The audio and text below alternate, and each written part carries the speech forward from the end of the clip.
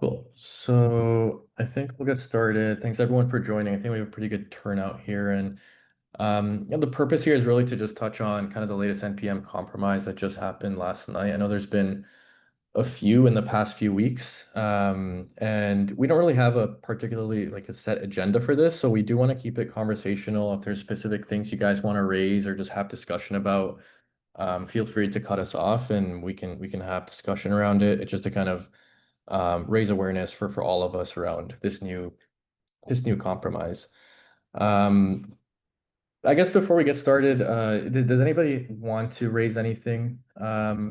If not, I can just get started with kind of the high level of kind of what happened and some of the action items you guys can take.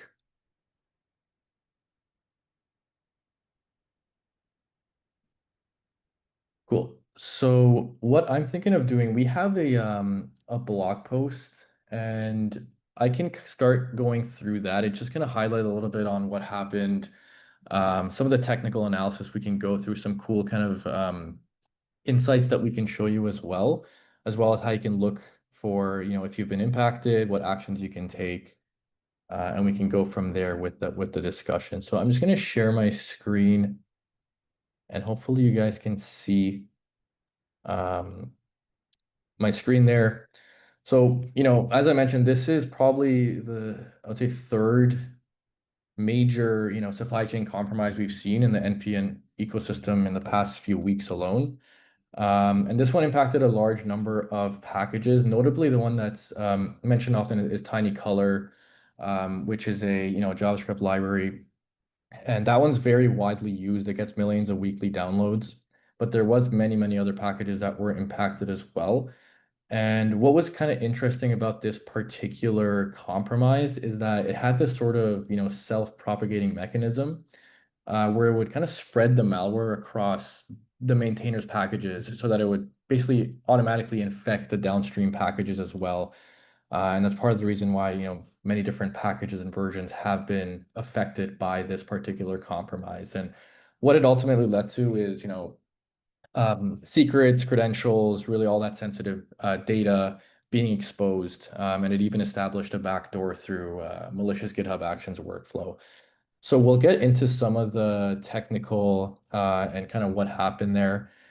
I guess the super high level on the technical analysis is, kind of the main engine or main driver here behind this particular compromise was, this malicious bundle.js file, which is a Webpack minified script that gets executed on install.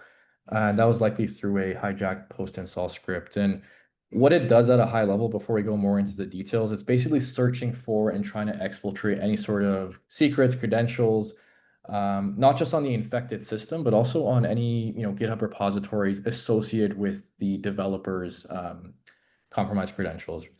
The other thing it did, which I mentioned earlier, is, it's recursively sort of trying to replicate itself in other packages and affect as much of the ecosystem as possible there.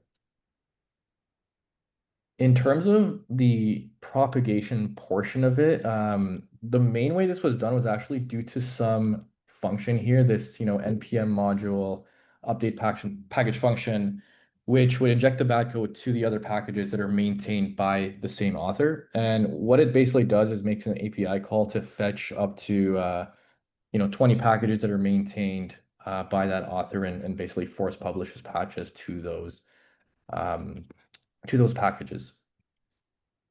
The other component to talk through is the credential harvesting, which is pretty interesting. So one common theme we've seen in a lot of these compromises, if you guys are familiar with the NX compromise a couple weeks back, a lot of these are utilizing other tools to help with kind of that data reconnaissance portion of it. So that one was actually essentially weaponizing AI CLI tools. It was leveraging Claude, Gemini to help with that reconnaissance and data exfiltration. In this particular example, it was actually using Trufflehog. If you're not familiar, it's an open source secret scanning tool. And Trufflehog was basically used to also help it identify where those secrets existed within the system. Um, and it would try to pass that off as like a legit security scan. Um, The other thing to call out with the credential harvesting here is, it also dumped the entire process.env. So all the essentially environment variables associated with that were exposed as well. And you can see some of the different pieces of data it was targeting here. A lot of these are based off, cloud access credentials and keys. And there's also, of course, the GitHub and NPM tokens in there as well. I'll pause for a second in case there's any questions so far. And we can get into what exactly was affected. There's a long list of packages and kind of how you can get visibility into that. The other kind of portion of this was around how it tried to be kind of persistent. So it tried to maintain persistence by injecting a malicious GitHub Actions workflow file. And you can actually see this was the name of the file, this Shai-Hulud, which is a reference to Dune, if anyone's familiar with that. I'm not, but that's basically how one of the ways we can try and look at where it exists. And it's referenced not just in the workflow file, but in some other branch naming, which we'll get into as well. But that's kind of how it was trying to keep persistence. And in order to persist the vulnerable workflow, it actually created a new branch as well. So it can keep running and triggering that workflow to exfiltrate, the secrets to the malicious command and control endpoints. In terms of how it actually exfiltrated the data, it actually put that just into a JSON payload and uploaded it to a public repository, which was again named Shai-Hulud via the GitHub API. And in this case, you can see it's only targeting Linux and Darwin platforms here. There's some more in-depth context on kind of how that flow looks like. And, we can get more into the attack mechanisms on some of the details of how this actually works. I might hand it off to Ashish to talk through the attack mechanism here, but I guess before that, are there any questions just high level in terms of, how this got in, what potentially was infected, like what type of secrets it was trying to exfiltrate?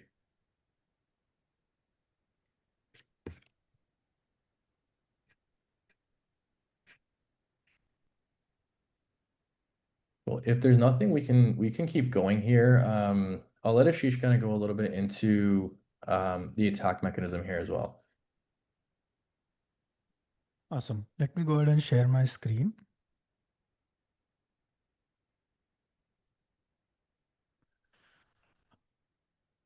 Can you see my screen? Yep, you're good. Let me adjust it a bit. First of all, thank you everyone for joining this community call. My name is Ashish Kurmi, and I'm a co-founder and CTO of StepSecurity. And I'll be covering the attack mechanism section, where we'll look at how the compromised package was sort of discovering secrets, exfiltrating secrets, and self-replicating itself. So we are going to do this analysis in two parts. So in the first part, we'll be basically analyzing the minified JavaScript file. So that we'll do a pure static analysis on the compromised package, and understand different components in the minified JavaScript file and how they work behind the scene. In the second part, we will do a simulation of the compromise, where we'll run this compromised package in an isolated environment and understand its runtime behavior. And please feel free to interrupt me anytime you have any questions, or you have something to share with the community. So this image essentially, let me actually increase the window size.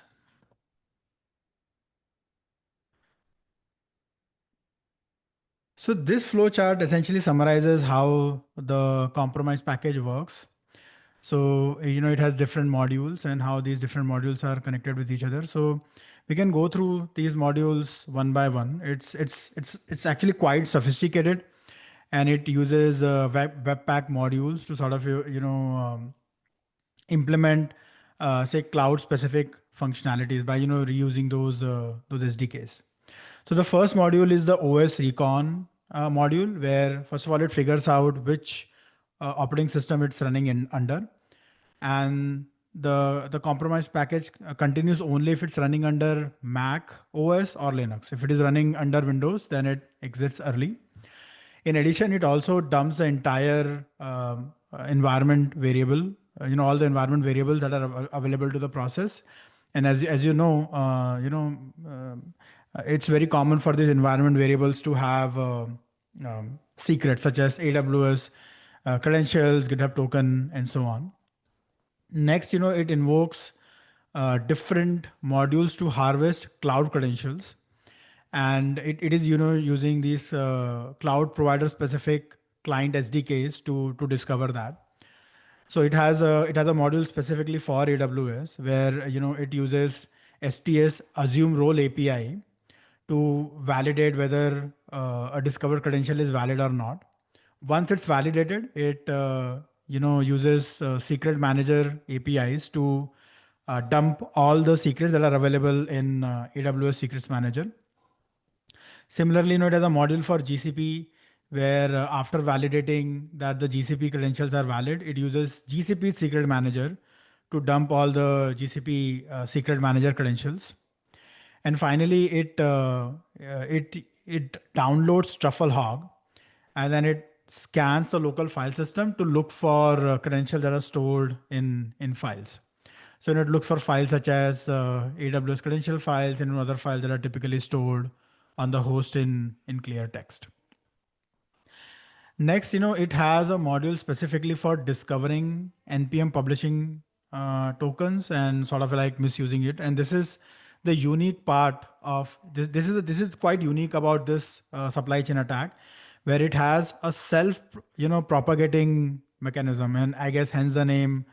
Um, uh, I forgot the name of the worm, Shai-Hulud, which is apparently the giant module giant worm in the movie.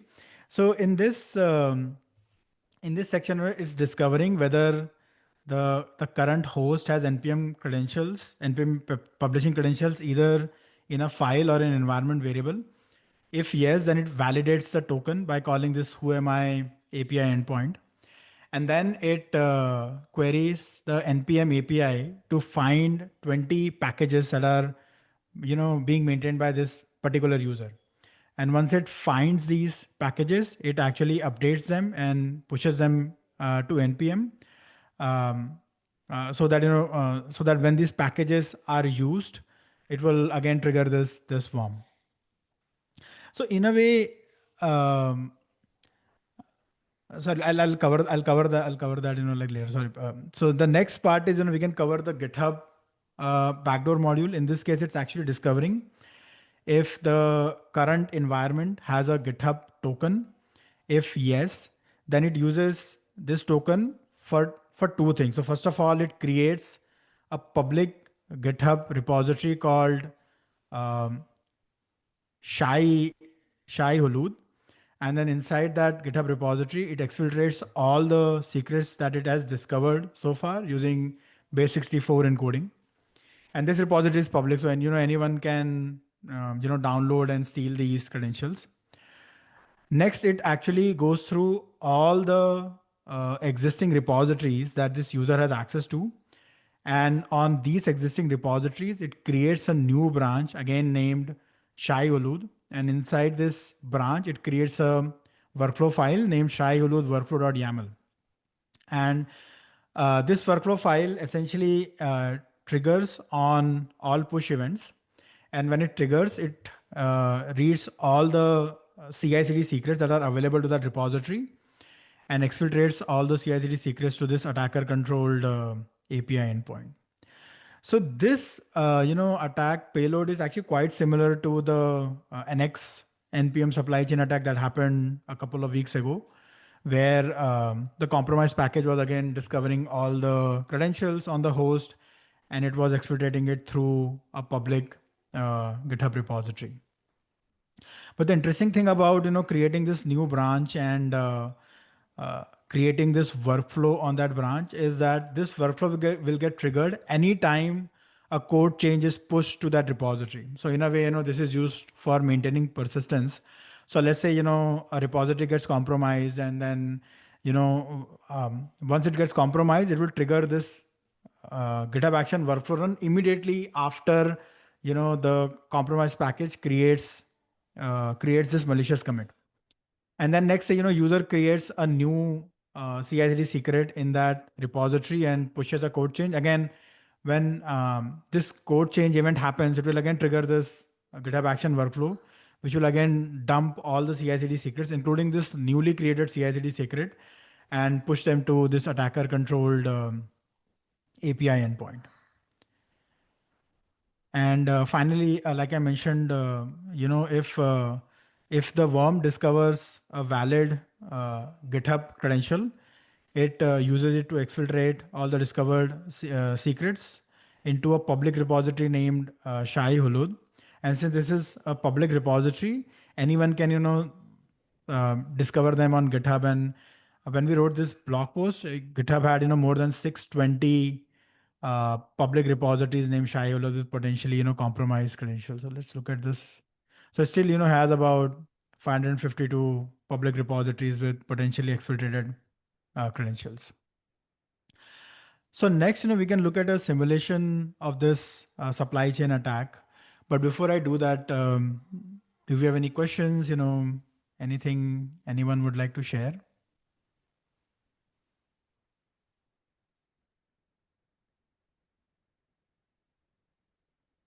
Okay. So next, to simulate the supply chain attack, what we have done is we have created a GitHub Actions workflow, which runs a compromised package.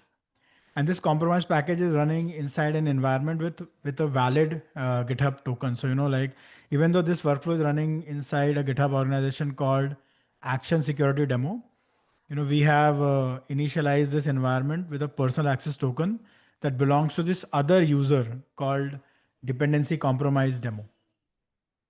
And we are also using Hardened Runner, which is a purpose-built CI/CD security agent for monitoring CI/CD runners. And we will use Hardened Runner later on to sort of understand what exactly happened when this workflow was executed. So next, we ran this workflow, and after this workflow was executed, it had access to the personal access token belonging to this user, right? So now let's look at what happened after this workflow was executed. So if we look at the repositories under this user, we see that the compromised package created a public repository named Shai-Hulud. And if you open this repository has a file called data.json. And if you open this file, you see it's base64. It's stored in the base64 encoded format. And then I've base64 decoded it. And this is the base64 decoded file. And you see it has all the environment variables. And then, it also has all the secrets that the worm detected on the host. Since we didn't have any AWS or GCP secrets, those sections are empty. But since the runtime environment did have a valid GitHub token, you see that here. And again, this is stored in an unencrypted format, basically base64 encoded format inside this public repository. So next, let's look at what happened to the other existing repositories that were under this user account. So this user account already had a repository called infra. And if you look at this repository, now you see that after the compromised package was executed, there is a new branch called Shai-Hulud. And if you look at this branch, and if you look at the commits in this branch, so the compromised package basically created this workflow file, which you saw earlier. This workflow file gets executed on the push event, and it's basically dumping all the CI/CD secrets available to this GitHub repository and exfiltrating them to this attacker-controlled, webhook endpoint. And you can see that when this workflow file was created by the compromised package, GitHub immediately executed that GitHub action workflow file, which exfiltrated all the CI/CD credentials to the attacker controlled endpoint. So as this workflow run happened with hardened runner, next we can look at the hardened runner insights to see what the compromise package was doing, when it was executing on the GitHub hosted runner. So this is the runtime insights for the workflow run that we just covered. And you see that, hardened runner has flagged a bunch of GitHub API calls as anomalous. So next, we can go into the network event section, and we can look at, different GitHub API calls. So first of all, you see that over here, when the compromise package was executed, it made a bunch of GitHub API calls. So when it made this post GitHub API call, it created the Shai-Hulud, the public GitHub repository. And next we see that the compromise package created the data.json file, which contains all the exfiltrated credentials. After that, it downloaded Trufflehog to basically scan the host for secrets that are stored in clear text. And if you scroll down further, over here we see that it's in this GitHub API call for the existing infra repository. The compromise package has created a new GitHub branch, and then in the next GitHub API call, it pushes this GitHub Actions workflow file named Shai-Hulud workflow.yaml in the newly created GitHub branch. Finally, we can look at the process events, and then we can look at all the child processes that were created by the compromise package. So over here, we see that it's using GHAuth token to discover if the current runtime environment has a valid GitHub credential or not. And then over here, we see that it's downloading Trufflehog, and then it eventually executes it to discover all the secrets that are stored on the local host, on the host. That's pretty much all I had for the attack mechanism section. Do we have any questions?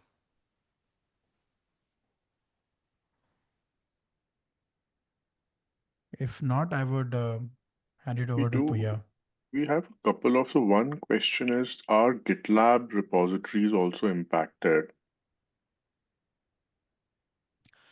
So based on our analysis, if GitLab credentials were available in environment variables, or if those GitLab credentials were stored locally in an encrypted format, then Trufflehog could potentially discover it and exfiltrate them through this public GitHub repository.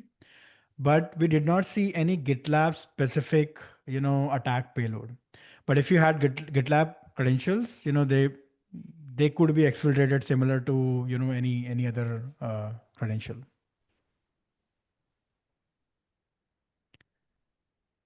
And the next, Next, yeah, go go ahead, ahead, Gaurav.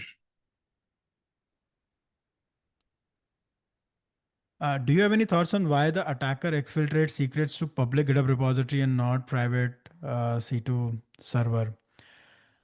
Um, Again, I can only speculate. I think one of the advantages of doing this is that the attacker does not need to maintain their own C2 infrastructure, right? In this case, the attackers do have a webhook API endpoint, but if you just want to exfiltrate secrets through a public GitHub repository, you don't need to maintain your own C2 infrastructure. So that way, you can remain in stealth for longer. The second thing is that for this compromise packages to create a public GitHub repository and to create these exfiltrated objects, they have to do is use GitHub API calls, and typically these GitHub API calls are expected from developer machines or from a typical CI/CD pipeline. So even from that perspective, these network calls do not stand out if you are using a public GitHub repository versus if these attackers are using a unique attacker controlled endpoint, then those network calls, it's very difficult to like hide those network calls. Versus with GitHub API calls, it's it's not that difficult to blend in with with other expected GitHub API calls. And I guess just to add to that, a related reason could be that, if you're now trying to find the attacker, then it gets a bit harder because it hasn't really gone to a specific, C2 server that you could then investigate. It's just gone to public repos that belong to these developers who have been compromised. Yeah, that makes sense. Then attribution becomes difficult. Cool. Thank you for these great questions. I'll hand it over to Puya. Yeah, and feel free to keep asking questions here. We'll stop and answer as we go along here. I'm just going to touch quickly on kind of this next section here around indicators of compromise. I'll just quickly go through these, and I can also send this in the chat in case anybody wants to kind of follow along there or look at the exact section. But you can see like some of the things that Ashish mentioned. There's quite a few different moving parts with this particular compromise. One of the indicators of compromise is around the actual malicious workflow file itself. So that Shai-Hulud workflow.yaml, we have this query you can use to see if there's any of those workflows in your GitHub environment. You just have to replace, of course, the Acme here with the name of your GitHub organization. So that's a quick check you can do on the workflow file level. As part of this compromise, there is also the malicious branch that's created to kind of keep that persistent behavior. So you can use this script to also get context on if that does exist with the name of the branch again with that Shai-Hulud. That malicious bundle.js that we talked about earlier as well. The hash is here as well as a indicator. The webhook, it's just a static webhook that was used, domain that was used to get reached out to command and control. So you can also search if you do have some sort of networking or a firewall egress filtering for any calls made to this webhook domain. The file indicators we mentioned, the suspicious function call. So this was the actual function that was, writing the malicious code to the other packages. Be another indicator, some API calls that were being made. I think Ashish mentioned on the AWS and GCP side, it was using that, secrets manager call specifically. Some of the process events we saw around truffle hog execution, which was, trying to be masked as like a legitimate process. The npm publish commands, and some curl commands with going directly to that malicious domain as well. We do have also the list of packages here listed. So there is a very long list on what we've seen so far.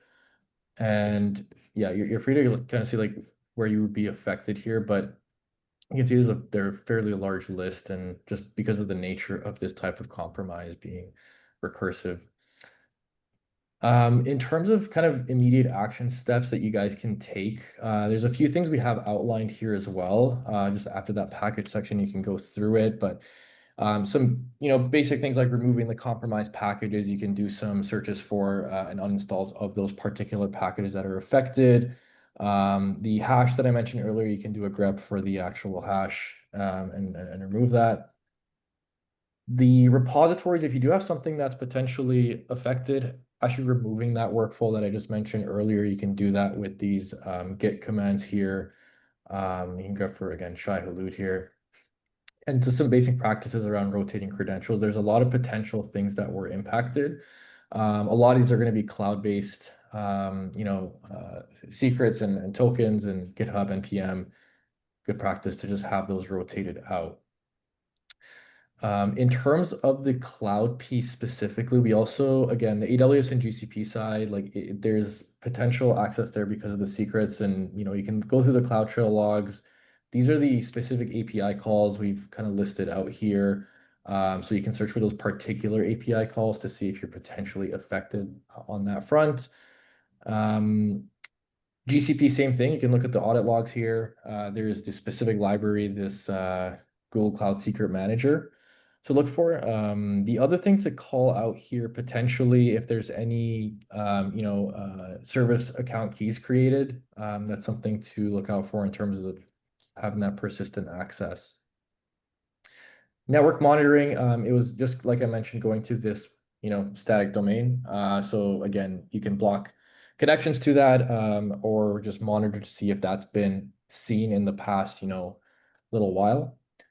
And then there's some basic, practices around security controls when it comes to hardening your GitHub posture, but also just some ongoing monitoring that you can set up as well in terms of alerting, limiting the scopes, especially for things within pipelines, and rotating your credential rotation. I guess before I move forward here, are there any questions on kind of the indicators of compromise? Any particular indicators you guys are curious about, or maybe something we can discuss here that hasn't been mentioned? You guys can type in the chat, or you can unmute and ask as well. I see a question actually. Would you advise taking package list and running and check if those versions are there? I'm not sure, Vernish, if you want to jump in on kind of maybe the best approach there.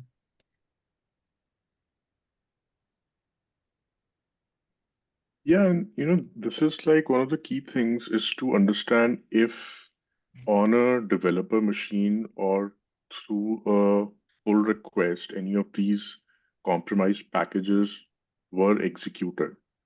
Like that is an important thing because if it was, if any of these were executed on a developer machine, then you would want to clean up that developer machine. And if this was run in a CI/CD environment, then you would want to investigate that environment. So it is definitely important to understand if any of these package versions were executed in your environment.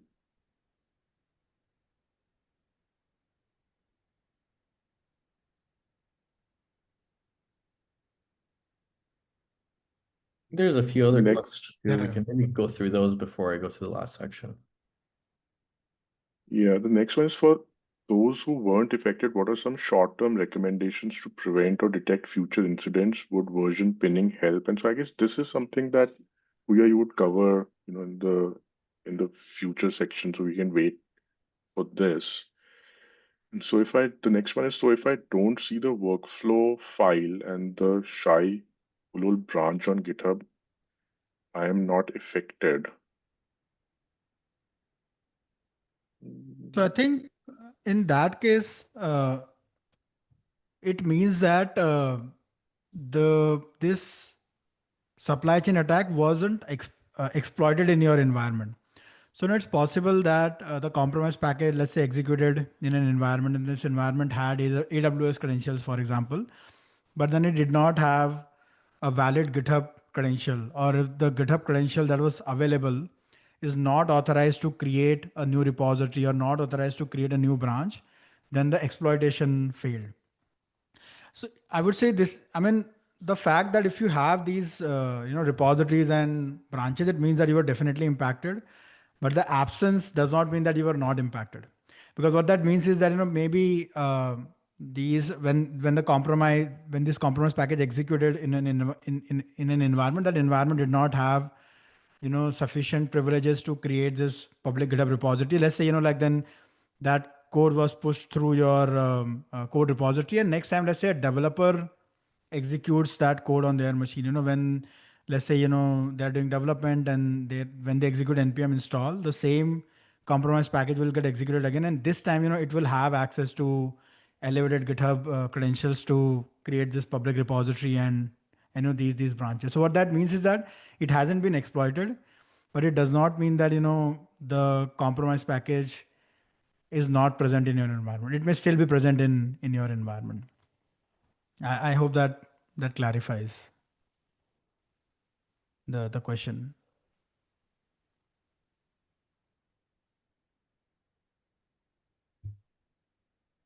Okay. The next one is, if we are not currently depends on the attack packages in the list, are we still under risk as the worm still propagates to maintainers, other packages, and eventually affect us. And so, I would say that yes, that is true, that you are still under risk, and not just because of this particular attack, but just in general, because all of these NPM package compromises and supply chain attacks that are happening. So it is possible that we would have to update this list with new package compromises, or that just tomorrow there would be another one that would compromise other packages. So there's definitely a need to be on alert, and the it's not like there is no risk going after this.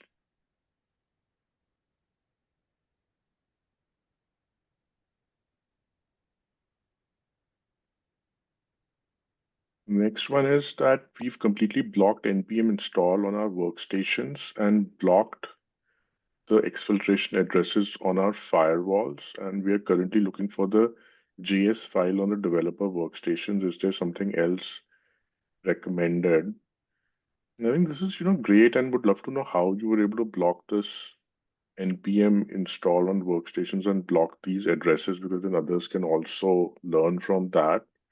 And then looking for that file and other indicators of compromise, and this is definitely the right direction, because you want to have certainty in terms of whether the developer machines are compromised or not.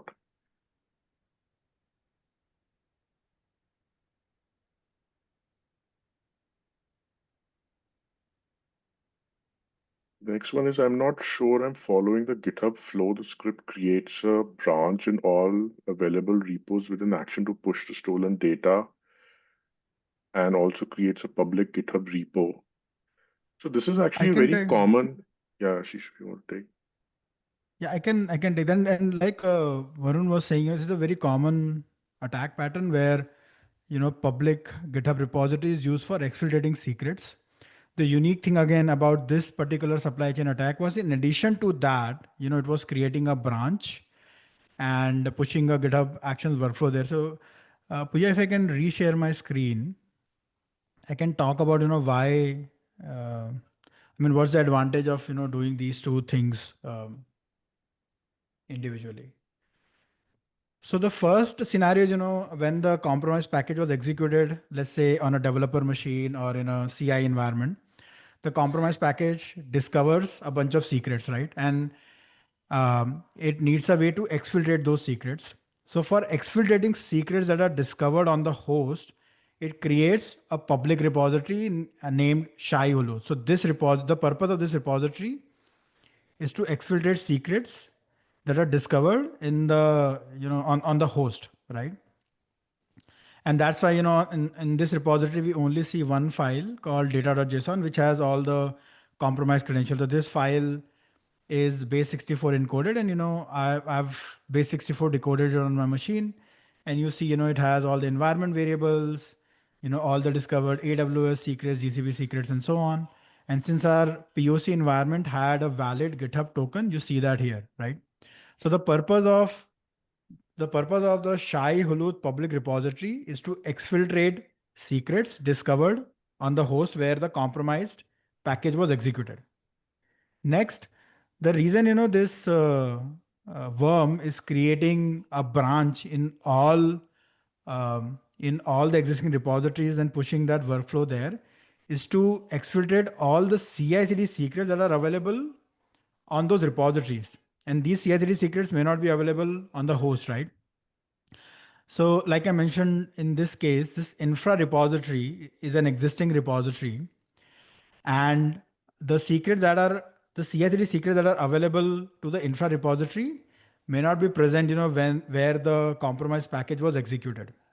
And because this compromise package created this GitHub branch, named Shai-Hulud, and this GitHub branch has this GitHub Actions workflow, which gets triggered on the push event. The moment the compromise package created this file, and the moment it created a branch and this file, this GitHub Action workflow was executed.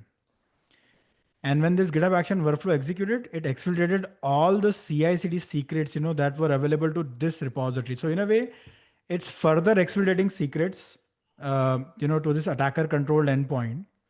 And it also maintains persistence because this GitHub action workflow will be executed anytime you push a code change to this repository.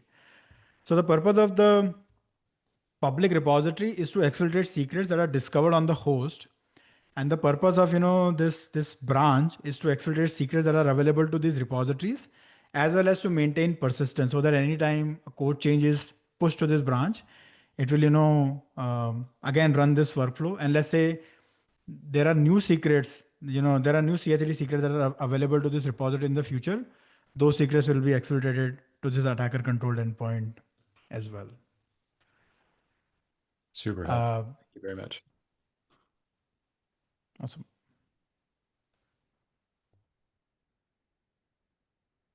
Yeah, I have a question. Can you guys hear me? Yes, Sam. Yes, Sam. Cool.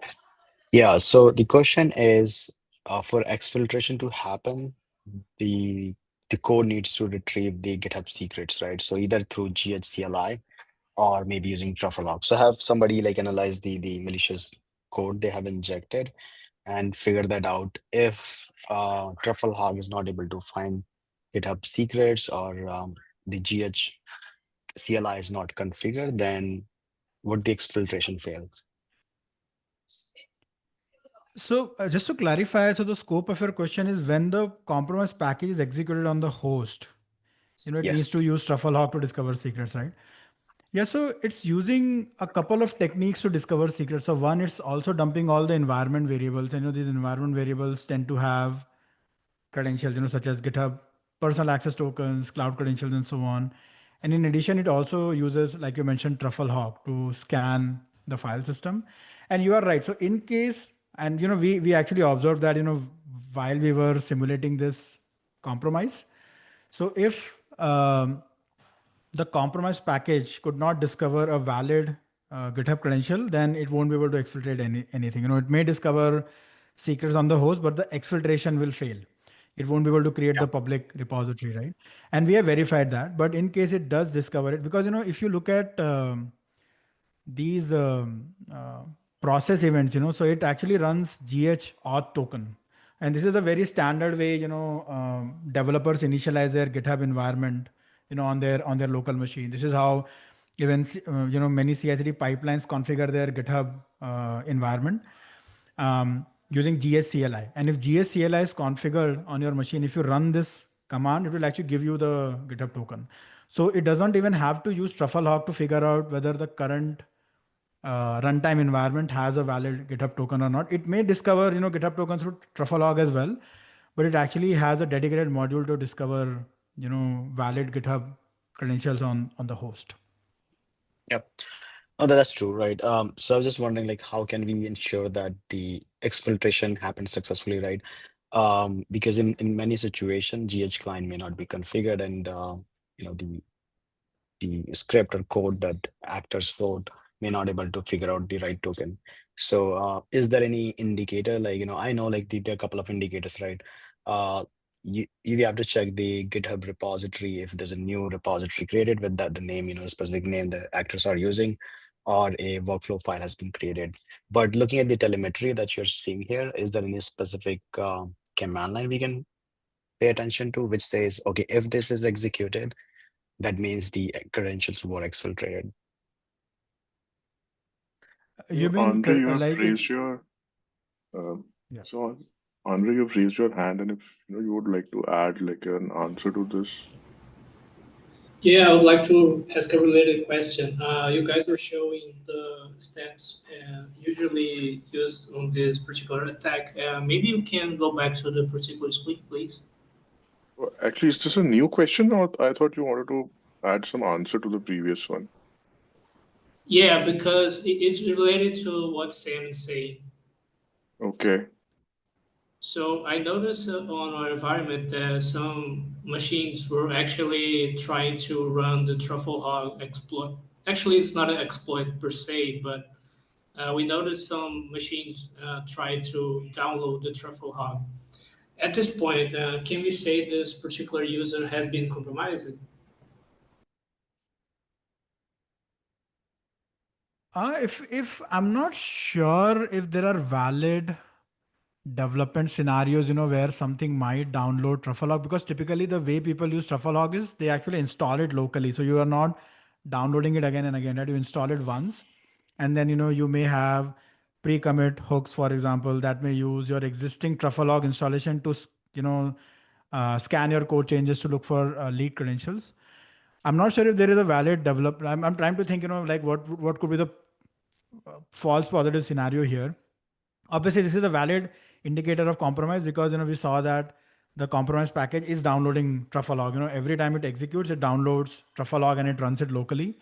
I'm not sure if there are any other valid. I mean, I can't think of valid dev scenarios where you'll be downloading Trufflehog again and again. So I would say that's a reliable indicator of compromise if you see that happening in your I environment. guess, I guess, What I was about to follow up on your message, Ashish, because at this point we should for sure rotate our cloud keys and secrets. So that's as as far I can tell, we've been compromised because some workstations have Truffle running. So the next step, also blocking the exfiltration addresses on firewalls, would be to rotate the keys, right?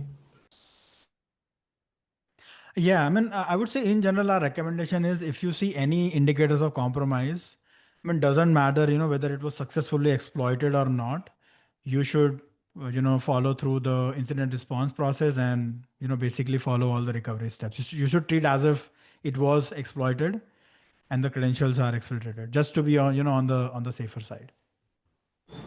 just to Appreciate it. add, Thank you. just to add in terms of Yeah. the indicators of compromise, I guess if that bundle.js file is downloaded on the machine and it has a fixed hash, then that is actually quite a good way to know if your machine is compromised. If you can search for that file with that particular hash, right? Because the file has to be first there and then run, and only then all these things would happen. This one.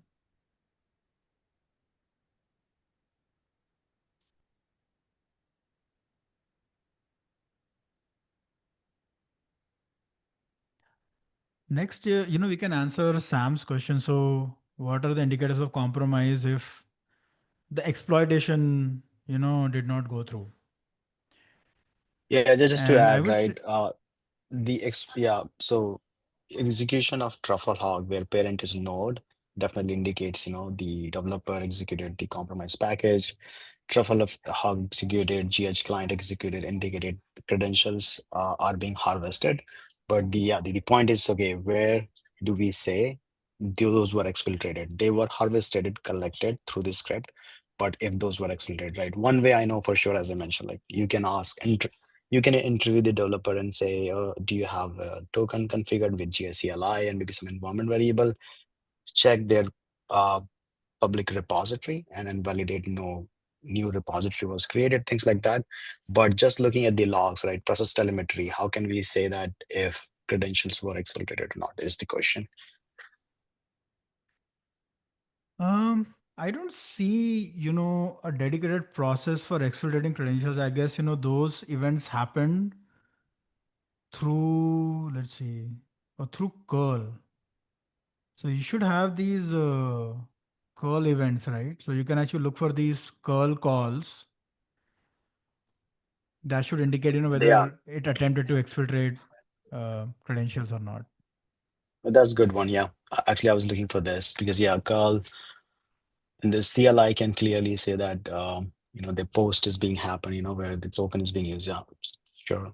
Yeah. That's a good one. Yeah. See if we can see anything else here.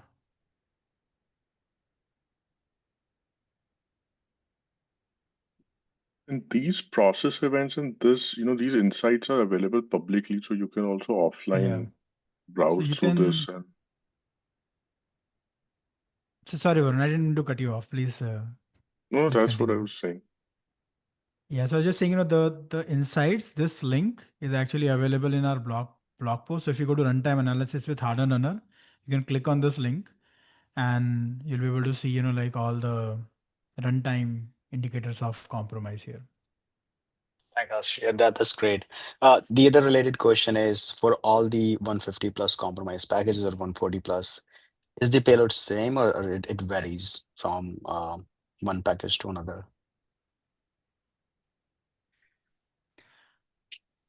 I'm not sure if I can provide a definitive answer. I mean, I haven't specifically Okay. looked at Okay, that. Varun, but looking yeah. at this, I mean, looking at this, analyzing this particular bundle.js, it is the same, right? Because it is basically replicating itself across different packages. So I don't think it is like Yeah. varying itself, which would actually add to complexity for the attacker and make it less stable. So I think it is just the same across all these packages. Got it. So If the that's package was bundle.js. just So just just to add to that, like I mean, one asterisk, so if the package was compromised through this automated, self-replicating mechanism, then yeah, it is going to be exactly the same because it's injecting the same payload into these other npm packages, right? But as we saw in the NX supply chain breach, especially during the second wave, now that all these repositories are public, anyone can download these exfiltrated credentials, and some of these exfiltrated credentials, some of these files may also have npm token. So now, like if you have a valid publishing credential, anyone can perform the supply chain attacks, and they may choose a different payload. So that's also a possibility given these npm publishing tokens have been exposed publicly. But so far, we have not seen that, so I agree with Varun's answer. So far, based on what we have seen, it is the same, but theoretically, it could be different at this point. makes sense. Yeah. And thanks for bringing this research in front of community. That's really helpful. Yeah, no worries.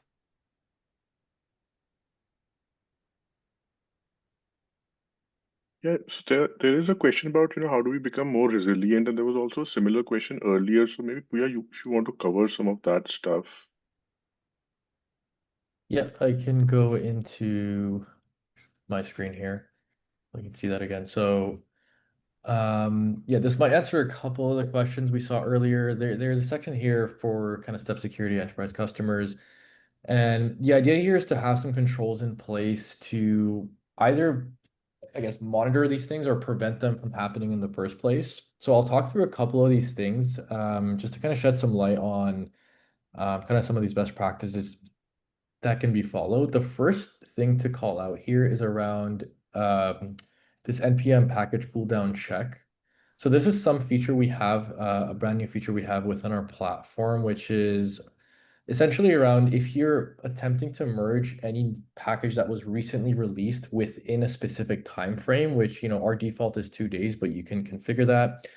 The idea is actually being able to block that from being merged because within a day or two is when these compromises get raised or surfaced by the community. So you might want to have kind of that cooldown check in place. I can show you an example of maybe what that would look like. We have, like within a PR, in this case, the PR is, bumping, this is a dependent bot that's bumping this package from this version to this version. We have our StepSecurity checks that run. And within that check, we have a number of different controls that we can enforce, right? So one of these is actually a cooldown check. I can go to the history. The cooldown at this point has expired, so it passed. But this was the initial scan down here where the cooldown failed. This was actually pertaining to that NPM compromise last week where the maintainer's account got compromised and a bunch of different package versions were compromised as a result. So these are some of the packages you can see that were being bumped to these newly released versions. And you can see the timestamp on when these were released. And at that time, it was less than 2 days old. So the idea here is to actually fail this PR, fail this check, because these are brand new release packages that potentially you want to have kind of a few days grace to see if those are potentially compromised. Once that timer expires, we do have a mechanism to kind of rerun and pass it. So that's why this latest scan is actually passing that cooldown check here. But in this case, it's it's failing because these are brand new release packages. We do also have this npm compromise package check, which essentially, if there's a known known vulnerable compromised npm package that you're looking to merge, this will actually fail as well. So at this point, it was not really known as compromised packages, but you can see in the next scan, at that point, these were added to our database as compromised packages. So if you're attempting to merge these afterwards, they would fail as part of that PR check. And I can show you, like, in the dashboard, what this would look like. We have our GitHub checks here that you can define, right? So we have the different controls that I just had up on the screen here.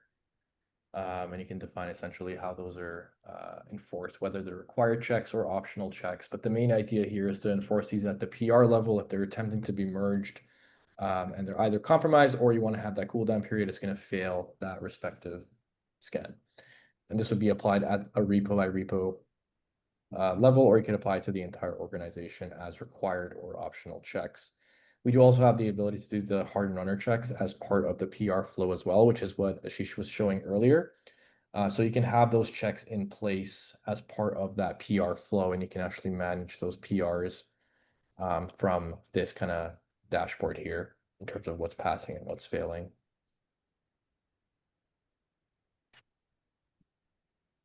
And as part of this, we also have this control that I can show you. We have a list of controls. One of them is for compromised npm packages. So this is actually on the overview page. And if you go into that particular control for compromised npm packages, it'll give you a status of what particular repos and PRs failed that particular control. And in this case, you can see the details on what packages were involved that I guess met that criteria that failed that scan.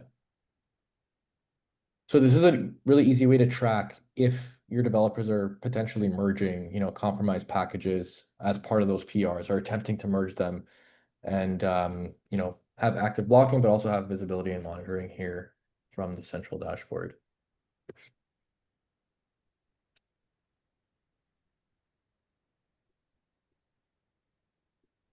And the cooldown check feature I mentioned, there is a configurable setting here for the cooldown period. So in the example I showed you in the PR, it's 2 days. Like I said, typically within the first 24 hours is when things get surfaced, but you can customize that from 1 day to 30 days, depending on how you want to manage that.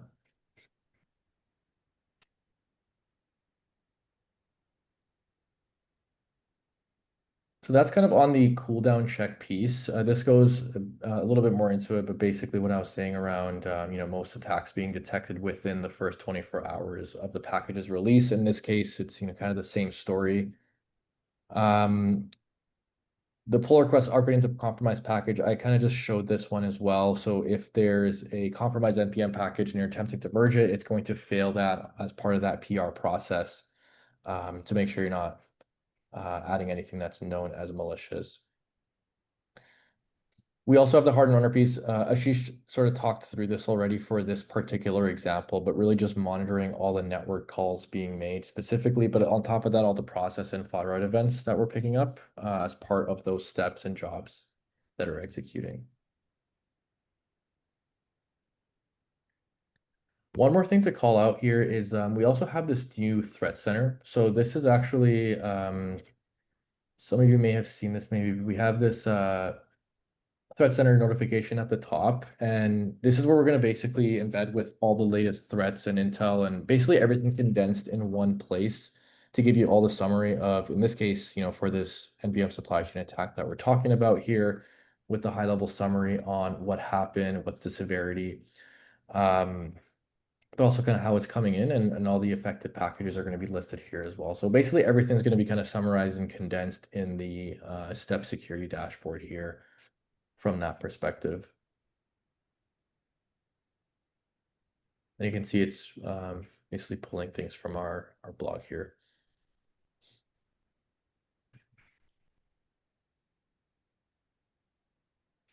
Does anyone have any questions on kind of the mechanisms around kind of like for prevention? A lot of it will tie into these PR controls. So you can see these controls are specifically around NPM. There's a couple we have also for vulnerable workflows.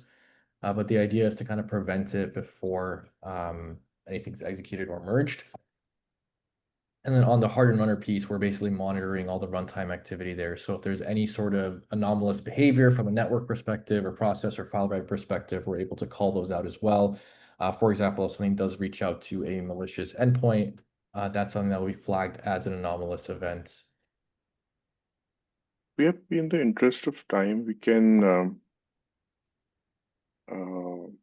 just go back to the blog post and then kind of wrap it up, because I think we are over time a bit.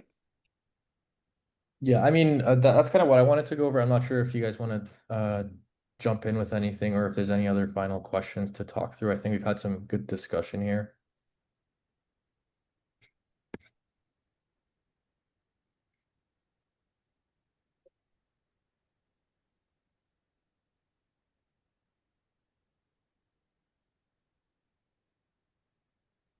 I think there's a final question around, is there a list of hashes for all the impacted Already in the packages? we have the world I think we have a list of all the NPM.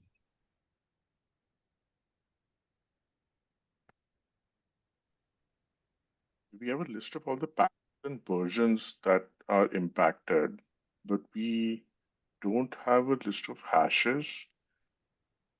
We do have the hash for the bundle.js file, which is the main exploit file, common, which should be common in all these packages.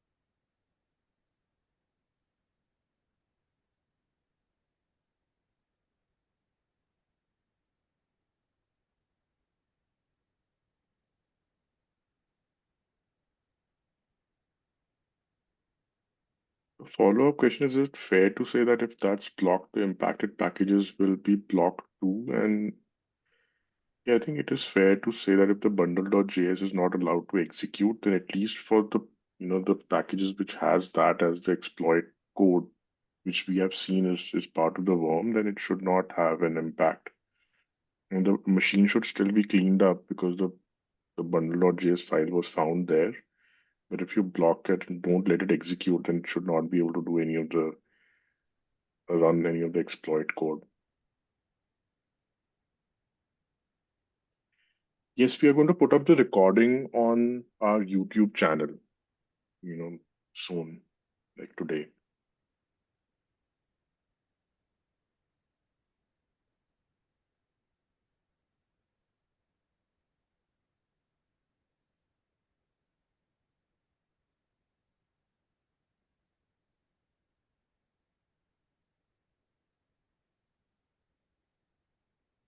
Are there any other final questions before we wrap up here?